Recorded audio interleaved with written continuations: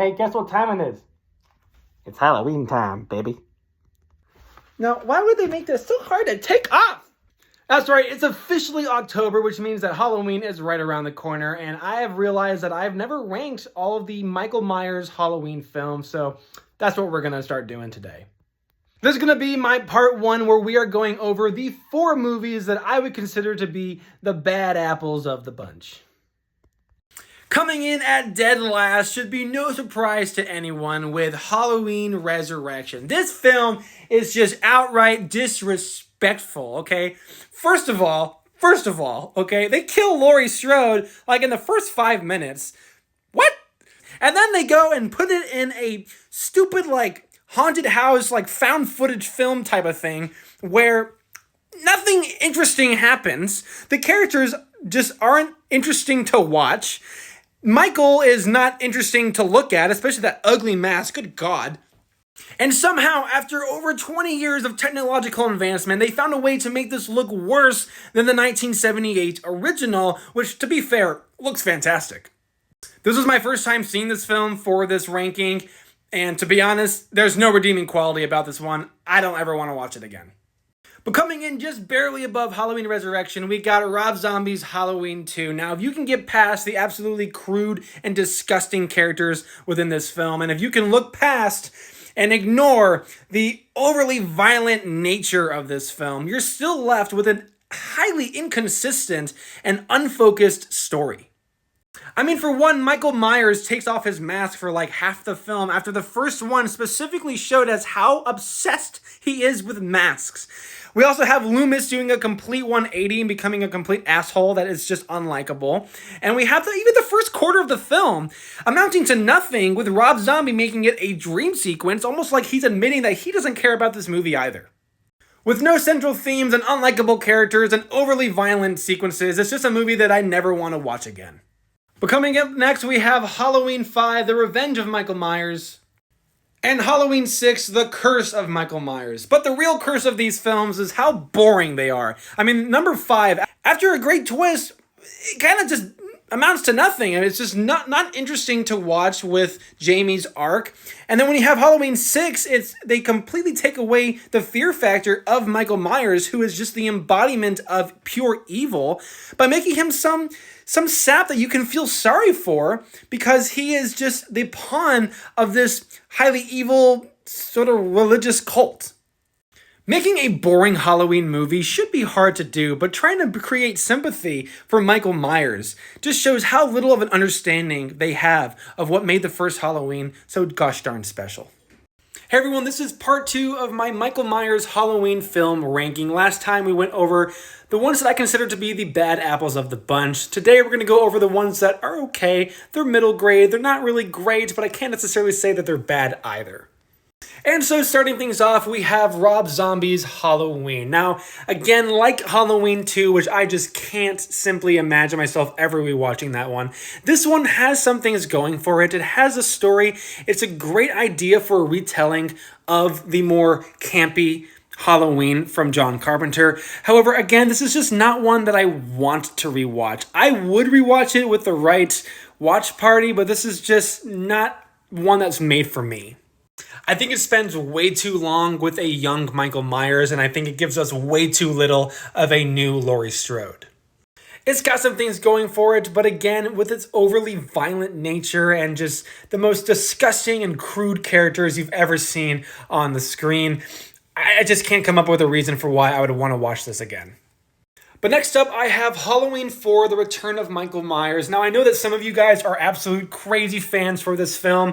I watched a lot of these without having ever seen them before. This is one of them. I had never seen this before watching all these films for this ranking, and I can get why people love this one so much. I think the twist at the end is just so great, but without that connection to these characters, having watched the films growing up with them, it's just not one that I look forward to diving back into again. And so right above it, I have Halloween 2, the original sequel to John Carpenter's Halloween. Like Halloween 4, I think Halloween 2 has some inconsistencies within its plot. Not everything works, but this just feels like such a great continuation of the first one. It feels like they filmed these back to back, even though there was a few years in between. This one has some actually terrifying sequences. It's got some great pieces of comedy. And while it does have probably the most controversial piece to any Halloween film, that being the nature or relationship of Laurie Strode and Michael Myers, I've never been as split on it as the fan base has. I actually kind of like it because at least it makes sense for why Michael Myers keeps coming to Haddonfield looking for Laurie Strode every Halloween. And lastly, topping off the okay list for today, I have Halloween Kills. Now, I know, I get it. Evil dies tonight and all that. I get it. Trust me, I really do. But here's the thing. I went into this one wanting just some genuinely terrifying moments. And I mean, the beginning alone is some of the best Halloween content we've ever gotten. There are some genuinely terrifying kills, especially some towards the end. Now, the characters don't make the best decision, and neither does the film, but I had some scary fun with this one, so that's why I put it here. Hey everyone, this is part 3 to my Michael Myers Halloween film ranking. Part 1, we looked at the bad. Part 2, we looked at the okay. So today, we're looking at the great. And remember folks, these are just my opinions. I did not grow up with most of these films, so I don't have a lot of nostalgia for a lot of them. However, at the same time, that does allow for me to be less biased going into these rankings. Starting off today's list, we have Halloween 20 Years Later, or H2O. And bottom line, I think this is just a really well-crafted story. We get to see Laurie 20 years later with all that trauma built up through the years ever since that first Halloween night. She has a love interest, she has a son. There's a lot of moving parts to this film that just make it work. Now, I do think that they could have played up the is she crazy, is she insane, is Michael really there, or is it all in her head? However, what we do have makes this film more rewatchable in my opinion. I'm also not a fan of how long it actually does take for Michael to come back. I mean, they kind of throw us a bone in the beginning with a Michael kill scene in the very beginning, but then he doesn't show up for like an hour later, only for like the last 30 minutes. Either way, I still enjoy this one, but I enjoy the next two even more. And coming in at number 2, my runner-up is Halloween 2018. I know a lot of people have some gripes with this film, but personally, I think that most of that comes from their expectations they had going into the film. I didn't have any, and I had a blast during the film and have had a blast with every single rewatching since. It has those components of what makes H2O so special, but we also get Laurie with a daughter and a granddaughter. We see Michael coming back, and the tone of the film, the killings of Michael are just more intense, more serious, and just more fun. And finally, my number 1 is, of course, none other than John Carpenter's Halloween. In the time that this film was released, it broke so many barriers. People were going to this film and rewatching it, telling their friends. Everyone was going, that the sales were just increasing by the day because no one had seen anything like it before. Carpenter's sense of and grasp on pacing and stakes and the tension that the film is able to build proves his mastery of the craft and just allows for a horror film that is the perfect mixture of campy and terrifying. Michael Myers is evil incarnate. He is just a walking sponge of evil. There's no reason behind it. It's just terrifying, and it's scary watching Laurie and all her friends try to escape this monster. But those are just my opinions, and I would love to hear yours in the comment section. I'm going to be seeing Halloween Ends tonight and be giving my brief initial reaction and thoughts tomorrow. I've heard it's quite divisive, so we'll see where I land. But as for now, thanks for watching. Put your ranking down in the comments, and I'll see you guys tomorrow. Hey guys, so I was able to see Halloween Ends last night, and I have notes. I have some comments to make, some criticisms, some praises, maybe. But first, I'm going to share this video I recorded when I got home late last night, just so you guys can see my initial reaction. All right, I just got home. I'm just seeing Halloween Ends. I'm not going to post this right away. I'm going to sleep on it and think about this movie, if that's what it was. I think it was a movie. Yeah,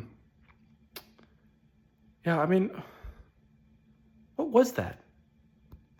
So light spoilers ahead because they did not market this film correctly at all. I mean, maybe correctly to get butts in seats, but not appropriately to represent what the film actually was. So here is a brief synopsis.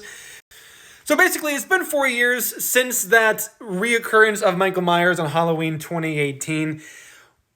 We don't know where he is. Is he alive? Is he dead? We don't know. But this movie decides to focus on a brand new character to the series, Corey, who, after an accident in the beginning of the film, starts to change, and Laurie is left wondering if he will snap as Michael once snapped before.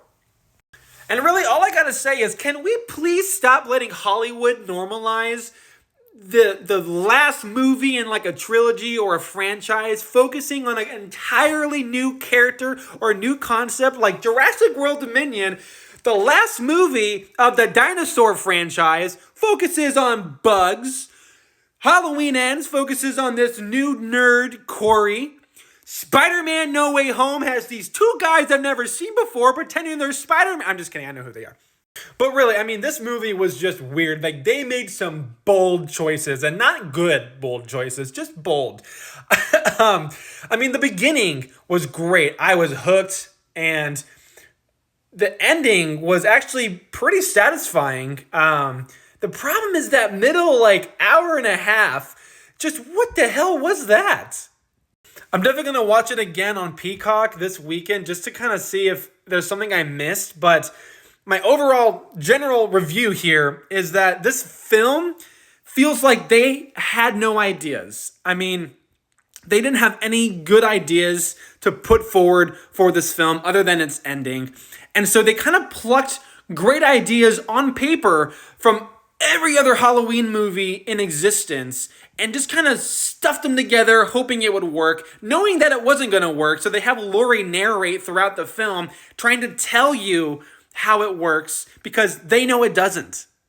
We've got COVID parallels, we've got politics, I mean, all this crazy stuff that just shouldn't be in a Halloween movie, and they're really, for whatever reason, just obsessed with the idea of trying to force it to work, but it just doesn't.